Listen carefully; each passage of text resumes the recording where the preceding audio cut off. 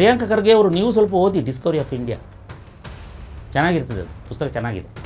ವಿದೇಶಿ ಮಹಿಳೆಗೆ ಹುಟ್ಟಿರುವ ಮಗ ಭಾರತದ ಯಾವುದೇ ಒಂದು ರಾಜ ಅಥವಾ ಇನ್ಯಾವುದೋ ಪ್ರಾಂತ ಆಗಲಿಕ್ಕೆ ಸಾಧ್ಯ ಇಲ್ಲ, ಯಾಕೆಂದರೆ ಅದು ಭಾರತದ ಸಾರ್ವಭೌಮತ್ವಕ್ಕೆ ಧಕ್ಕೆ ಆಗುತ್ತದೆ ಅಂತ ಪಂಡಿತ್ ಜವಾಹರ್ಲಾಲ್ ನೆಹರು ಬರೀತಾರೆ. ಇವತ್ತಿನ ಕಾಂಗ್ರೆಸ್ ಇಟಲಿಯ ಸೋನಿಯಾ ಗಾಂಧಿಯ ಮಗ ರಾಹುಲ್ ಗಾಂಧಿ ತಾತನ ಬುಕ್ಕನ್ನು ಡಿಸ್ಕವರಿ ಆಫ್ ಇಂಡಿಯಾವನ್ನು ಇವರು ಓದಬೇಕು. ಯಾವುದು ಓದದಿದ್ದರೂ ಈ ರಾಹುಲ್ ಗಾಂಧಿ ಓದುವುದು ಬೇಸಿಲ್ಲ ಪಾಪ, ಅವರು ಈ ಸಂವಿಧಾನ ಕೂಡ ಖಾಲಿ ಪುಸ್ತಕ ಓದೋಕ್ಕೆ ಕಷ್ಟ ಆಗ್ತದೆ ಅಂತ ಅವರು ಖಾಲಿ ಪುಸ್ತಕ ತಗೊಂಡಿದ್ದಾರೆ. ಅವರು ಡಿಸ್ಕವರಿ ಆಫ್ ಇಂಡಿಯಾ ಓದಬೇಕು ಫಸ್ಟ್. ಉತ್ಕೃಷ್ಟವಾದ ಹಿಂದೂ ಸಾಮ್ರಾಜ್ಯವನ್ನು ಕಟ್ಟಿರುವ ಈ ಭವ್ಯ ಭಾರತದಲ್ಲಿ ಭಾರತ ಹಿಂದೂ ರಾಷ್ಟ್ರ ಆಗಲಿಕ್ಕೆ ಬಿಡೋದಿಲ್ಲ ಅಂತ ಸಿದ್ದರಾಮಯ್ಯ ಹೇಳ್ತಾರೆ. ನೀವ್ಯಾಕೆ ಬಿಡೋದ್ರಿ? ಹಿಂದೂ ರಾಷ್ಟ್ರನೇ ಇದು, ನೀವು ಬಿಡೋದೇನು ಅಲ್ಲಿದ್ದ, ನಾವು ಮಾಡ್ಕೊಳ್ಳೋದೇನು? ಹಿಂದೂಗಳು ಹೆಚ್ಚಿರುವ ಈ ರಾಷ್ಟ್ರ ಹಿಂದೂ ರಾಷ್ಟ್ರವೇ. BK ಹರಿಪ್ರಸಾದ್ ಪೂರ್ವಾಶ್ರಮ ರೌಡಿಸಮೇ, ಅದು ಅವರು ಹೇಳಿಕೊಂಡಿದ್ದರು ಅವರ ಇಂಟರ್ವ್ಯೂಲಲ್ಲಿ. DK ಶಿವಕುಮಾರ್ ಹೇಳ್ಕೊಂಡಿದ್ದು. ಕೊತ್ವಾಲ ಸಿಸಿಯಾರು DK ಇವರ ಪೂರ್ವಾಶ್ರಮಗಳು, ಅವರಿಗೆ ಇದೆಲ್ಲ ಗೊತ್ತಿರ್ತದೆ ಭಯೋತ್ಪಾದಕ ಎಂದರೆ ಏನು ಅಂತ. ಅವರು ಪಿಸ್ತೂಲ್ ಚಲಾಯಿಸಲಿಕ್ಕೆ ಗೊತ್ತಿರ್ತದೆ, ನನಗೆ ಗೊತ್ತಿಲ್ಲ. ಜವಾಹರ್ಲಾಲ್ ನೆಹರು ಅವರು ಒಂದು ಸರಿ ಈ ಪ್ರಾಂತ್ಯಗಳಿತ್ತಲ್ಲ, 562 ಪ್ರಾಂತ್ಯಗಳಿದ್ದು ಎಲ್ಲಿ ಭಾರತದಲ್ಲಿ ಸ್ವಾತಂತ್ರ್ಯ ಸಿಕ್ಕಾಗ. ಅಲ್ಲಿ ಭೂಪಾಲಿಲಿ ಒಂದು ಪ್ರಾಂತ್ಯ, ಕೊಡಗು ಕೂಡ ಒಂದು ಸಪರೇಟ್ ಪ್ರಾಂತ್ಯ. ಹೌದು, ಅದು ಇಷ್ಟೇ ಆಗಲೇ ಇದೆ ಕೊಡಗು, ಅದು ಕೂಡ ಸಪರೇಟ್ ಪ್ರಾಂತ್ಯ. ರಾಜರ ಆಳ್ವಿಕೆಯಲ್ಲಿತ್ತು, ನಂತರ ಬ್ರಿಟಿಷರ ಆಳ್ವಿಕೆಯಲ್ಲಿತ್ತು. ಅಲ್ಲಿಗೊಬ್ಬ ಗವರ್ನರ್ ಇದ್ದ. ಪ್ರಾಂತ್ಯ ಸಪರೇಟ್, ಅದು ಮರ್ಜಾಗಿಲ್ಲ. ಮೈಸೂರು ಒಂದು ಪ್ರಾಂತ್ಯ, ಮೈಸೂರಿನ ಅರಸರು ಆಳ್ತಾ ಇದ್ದರು. ಹೈದರಾಬಾದ್ ಒಂದು ಪ್ರಾಂತ್ಯ, ಕಾಶ್ಮೀರ ಒಂದು ಪ್ರಾಂತ್ಯ, ಭೂಪಾಲ್ ಪ್ರಾಂತ್ಯ, ಮಧ್ಯಪ್ರದೇಶ ಪ್ರಾಂತ್ಯ, ಗುಜರಾತ್ ಪ್ರಾಂತ್ಯ, 562 ಪ್ರಾಂತ್ಯಗಳಿದ್ದು. ಅದರಲ್ಲಿ ಅದನ್ನೆಲ್ಲ ಒಗ್ಗೂಡಿಸ್ತಾ ಬಂದಾಗ ಯಾವುದು ಒಂದು ಪ್ರಾಂತ್ಯ, ಆ ಪ್ರಾಂತ್ಯದ ಹೆಸರು ನನಗೆ ಸ್ವಲ್ಪ ನೆನಪಿಗೆ, ಆ ಪ್ರಾಂತ್ಯ ಯಾವುದಾದರೆ ಅದು ಯಶವಂತ್ ಹೋಳ್ಕರ್ ಅಂತೆ. ಯಶವಂತ್ ಹೋಳ್ಕರ್ ಅಂತೇಳುವರು ಒಂದು ಪ್ರಾಂತ್ಯ, ಅದು ಮಧ್ಯಪ್ರದೇಶದ ಆ ಕಡೆ ಏನೋ ಬರ್ತದೆ. ಒಂದು ರಾಜ ಆತ 3 ಮದುವೆ ಆಗಿದ್ದ. ಒಬ್ಬ ಇಂಡಿಯನ್, 2 ಫಾರಿನ್ ಅವರನ್ನು ಮದುವೆ ಆಗಿದ್ದ. ಇಂಡಿಯನ್ ಅವಳಿಗೆ ಒಂದು ಮಗಳು, ಇನ್ನು ಒಬ್ಬಳು ಫಾರಿನ್ ಅವರಿಗೆ ಒಂದು ಗಂಡು ಮಗ ಇದ್ದ. ಆ ಗಂಡು ಮಗನಿಗೆ ಮುಂದಿನ ಇದನ್ನು ಕಟ್ಟಬೇಕು ಅಂತ ಹೇಳಿದಾಗ ಇದೇ ಜವಾಹರ್ಲಾಲ್ ನೆಹರು ಒಂದು ಪತ್ರವನ್ನು ಶಾಸನ ಥರ ಬರೀತಾರೆ ಅವರಿಗೆ.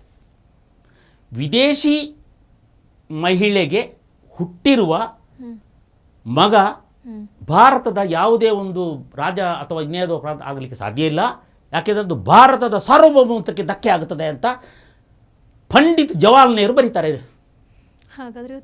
ಇವತ್ತಿನ ಕಾಂಗ್ರೆಸ್ ಇಟಲಿಯ ಸೋನಿಯಾ ಗಾಂಧಿಯ ಮಗ ರಾಹುಲ್ ಗಾಂಧಿ ತಾತನ ಬುಕ್ಕನ್ನು ಡಿಸ್ಕವರಿ ಆಫ್ ಇಂಡಿಯಾವನ್ನು ಇವರು ಓದಬೇಕು.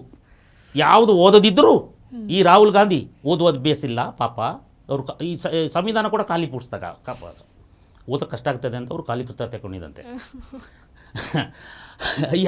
ಅವರು ಡಿಸ್ಕವರಿ ಆಫ್ ಇಂಡಿಯಾ ಓದಬೇಕು ಫಸ್ಟು.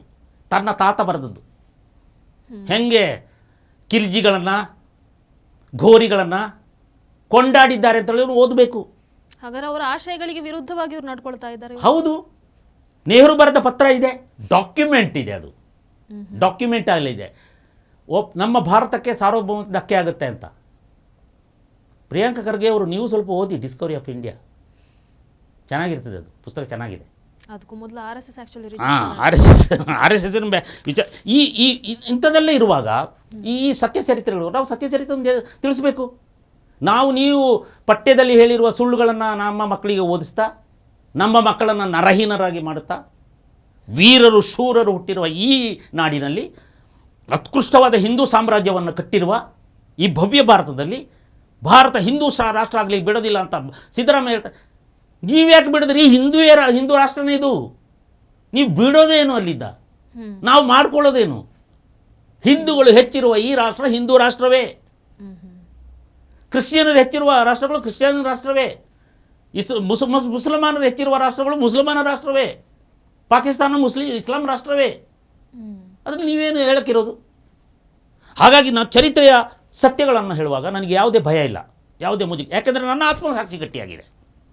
ನಾನು ಹೇಳುತ್ತಿರುವುದನ್ನು ನಾನು ಓದಿಕೊಂಡೇ ಬರೆಯಕ್ಕೆ ಹೋಗ್ತೇನೆ. ಕಟ್ಟುಕತೆಗಳನ್ನು, ಚಂದಮಾಮ ಕಥೆಗಳನ್ನು ಬರೆಯಲಿಕ್ಕೆ ಹೋಗ್ತಾ ಇಲ್ಲ ನಾವು. ನೀವು ದಾಖಲೆಗಳ ಹೌದು, ದಾಖಲೆಗಳು. ಈಗ ಗಾಂಧಿ ಹತ್ಯೆ ಸತ್ಯ ನಾಟಕಕ್ಕೂ ನಾನು 47 ಪುಸ್ತಕಗಳನ್ನು ಅಧ್ಯಯನ ಮಾಡಿದ್ದೇನೆ.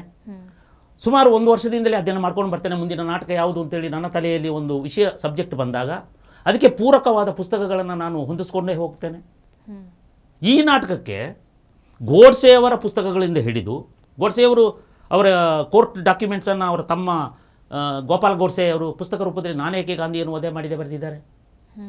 ಅದಲ್ಲದೆ ಅನೇಕ ಪುಸ್ತಕಗಳು. ಅದರಲ್ಲಿ ಕಾರ್ನಾಡ್ ಎಲ್ಟಿಸ್ ಅಂತ ಹೇಳುವ ಒಬ್ಬ ಲೇಖಕ, ಬೆಲ್ಜಿಯಂ ದೇಶದ ಲೇಖಕ, ಡಾಕ್ಟರ್. ಅವರಿಗೆ ಡಾಕ್ಟರೇಟ್ ಸಿಕ್ಕಿದ್ದು ಭಾರತದಲ್ಲಿ ಹಿಂದೂ ಧರ್ಮದ ಒಂದು ಉನ್ನತಿ ಅವನತಿಗಳ ಬಗ್ಗೆ ಒಂದು ವಿಶ್ಲೇಷಣಾತ್ಮಕ ಒಂದು ಪ್ರಬಂಧ ಬರೀತಾರೆ.